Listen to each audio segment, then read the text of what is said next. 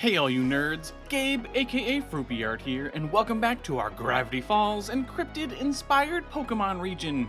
Before we get going, you will want to stick around to the end as I will be looking for your suggestions on making more Beast Merge forms.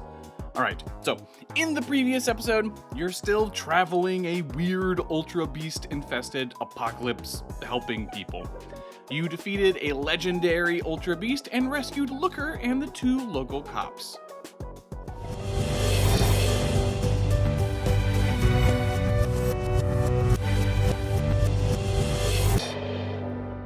You pull out your map to see who else needs your help.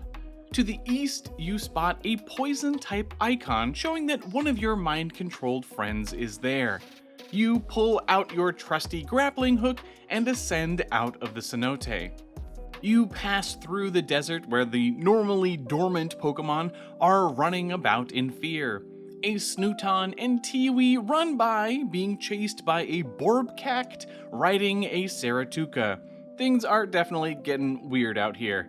You press on through the heat until you spot a glistening black mirage before you. As you get closer, you see that a horde of poison-type Pokemon are busy covering the area in thick tars, oils, and other poisonous goos. You pass through the area, weaving this way and that to stay on untainted ground until you find a figure at the center. Didn't expect to see you out here, Ace. You better watch your step since me and these poison types are having some fun polluting this region. I think once we get our technique just right, we'll branch out to other regions. Oh, what? You don't think that's a good idea? Well, I'd just love to see you try and stop me. Needing no other excuse to save your friend, you challenge her to a battle. She leads with a new Pokemon, the evolution to the Dorky Dweebip. Alright, so this two-stage line is based on the wonderfully odd cryptid from Australia, the Bunyip, where the first stage played up the varying depictions in a humorous way. We're letting the evolution be pretty intimidating. There were two goals that I wanted. Firstly, I wanted at least one design that really felt like just a monster. Just a Gen 1-esque monster, not too overly complicated, just a good old-fashioned monster design. Now, of course, I wanted to pay homage to Australia's extant and extinct wildlife, and how everything is poisonous and wants to mess you up. So we're bringing in some details from other Australian animals. We've got a paddle-like tail and heel spines from the platypus. We've got spines all over like an echidna, and the goofy but intimidating bite of a Thylacoleo, which was basically a marsupial lion. It's very cool, very cool. Basically, smush them all together and you get this meanie. Alrighty, this is Punjip, the toxic Pokemon. After a great deal of self-improvement, the clumsy Dweebip evolves into a powerful poison type, able to utilize its bizarre biology to protect its trainer.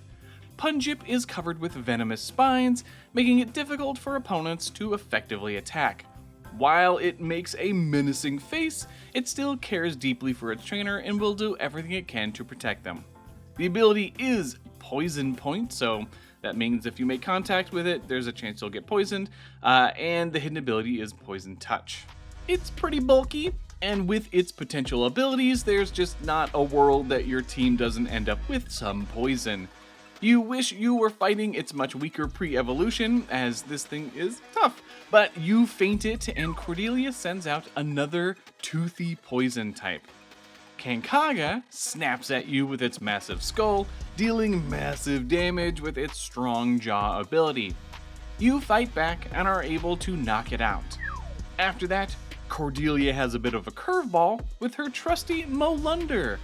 Any ground type that had the advantage against Cordelia's poison types is wrecked by its incredibly powerful ice type attacks. It takes some time to get through, but when it faints, Cordelia has the evolution to another extremely weak Pokemon. Yep, it is time for our Magikarp Mimic, Tragikarp, to finally evolve. Now, just like the previous stage, this is an Ultra Beast that has recently adapted to a new dimension. While it looks like a familiar Pokemon, it's actually just the goo. Now, more than it just being a convergent design, we're actually basing this off of the Hrokal. I am positive I am pronouncing that wrong. Hrokal, which is an eel from Icelandic folklore with iron scales that lives in polluted waters. Absolutely perfect for the steel and poison typing. This was a pretty easy design to knock out, playing with these metal plates and blades and getting all the shapes so that they felt like a Gyarados. It was just fun. It was fun. I try to have a good balance of cute and silly designs and tough and menacing ones, and this definitely ends way on the edgy side of things. Alright, let's go ahead and learn about Gyarados, the pollution Pokemon. With newfound power, this malevolent beast seeks to spread pollution wherever it goes. Gyarados are covered in razor-sharp blades, each of which are laced with fast-acting toxins. All are advised against attempting to capture this Pokemon, as it has been documented slicing thrown Pokeballs in half and attacking their would-be trainers. The ability is Sheer Force. So that removes a move's secondary benefits and boosts its power instead, with its other optional abilities being Sharpness and Poison Touch. It is absolutely terrifying, thrashing about with its razor-sharp metal plates and corrosive goo. You have to take advantage of its lower special defense stat to even make a dent in it, but you do eventually manage to knock it out. Cordelia rolls her eyes at you and throws out another new Pokemon, the evolution to the stink-flinging Flungunk. Alright, we are finally wrapping up our Skunk Ape-inspired line. This is a Floridian Bigfoot-esque cryptid that also happens to absolutely reek. I'm continuing the look where this line doesn't have its eyes visible normally. I like the poisonous spines hanging down over its face, almost like matted fur. And where the previous stage had pads on its hands that produced throwable stink clouds, we're adding this big old stink cloud tail coming off the back. A couple of lighter stripes when we get to coloring really gives it that skunk look, which is fun.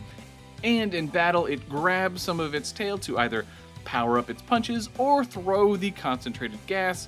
Again, very much like a monkey throwing poop. Stupid, I know, but it's funny. Whatever. Alrighty, let's go ahead and check out our Skunk Ape-inspired Funkugung, the bad gas Pokemon. What appears to be a tail is actually a cloud of horribly smelling gas that Funkugung emits from its backside. By reaching behind itself, Funkugung's punches can be imbued with toxic scent.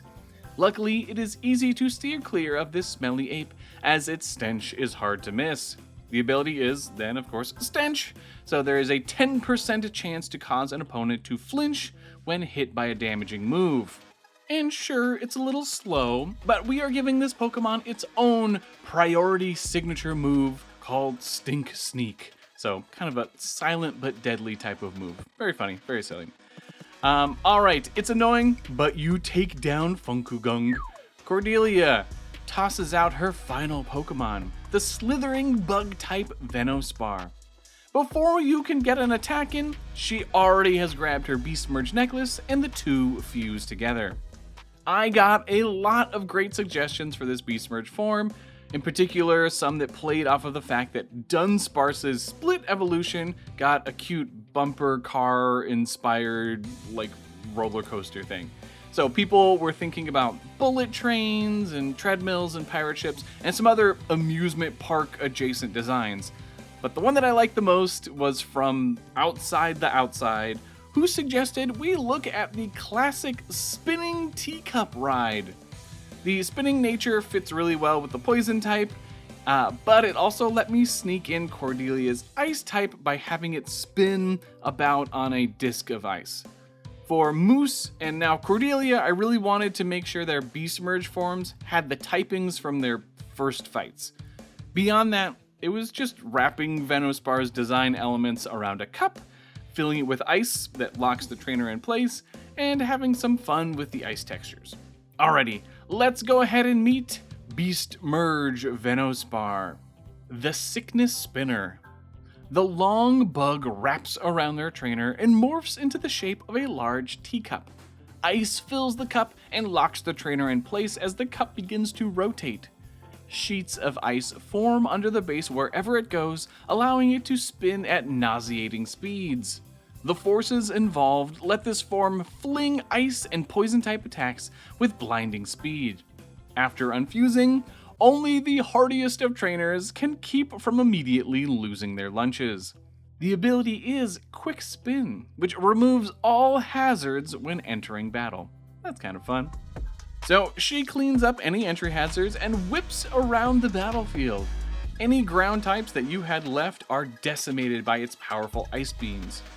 This fast, mixed attacker is a tough final stand for Cordelia, but eventually you are able to defeat her.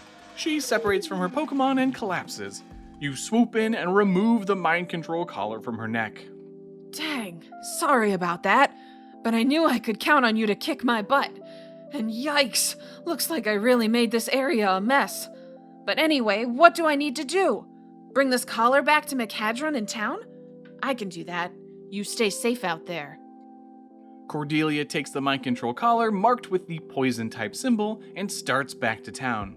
You check your map for the next person to help. Now, before we go, I still need your help coming up with Beast Merge forms. As a reminder, these forms need to be a different type combination from what they were before. They need a new ability, and they can be armor or weapons or vehicles or whatever weird stuff you can come up with. The more bizarre, the better. Okay, we've still got a bunch of designs eligible. So, Mantaris, Jogaleshi, Snooton, Flungugung, Kleptocanto, Punjip, Saratuka, Bloomp, Leviathan, Kankaga, Gramucklin, Frantaloon, Azaboon, Seismite, Aracuv, Tiwi, Gyarados, Molunder, Zodiorb, Hoaxian Komala, Hoaxian Sableye, and Petrofiend. A couple of things that you may have noticed. None of the legendary 4 Horsemen Ultra Beasts are on here.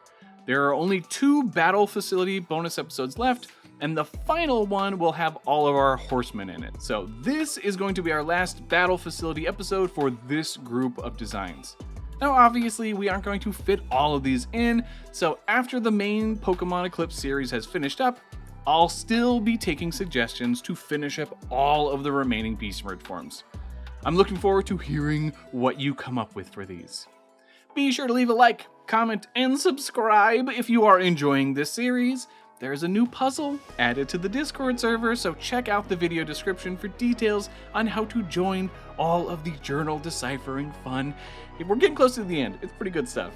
I wanted to thank the spectacular Patreon supporters for helping the channel, but in particular, I've got to shout out Angel, Cyberlord, and Mason for being absolutely amazing way up in the champion tier. Alright, I will catch you in the next one. Later, nerds.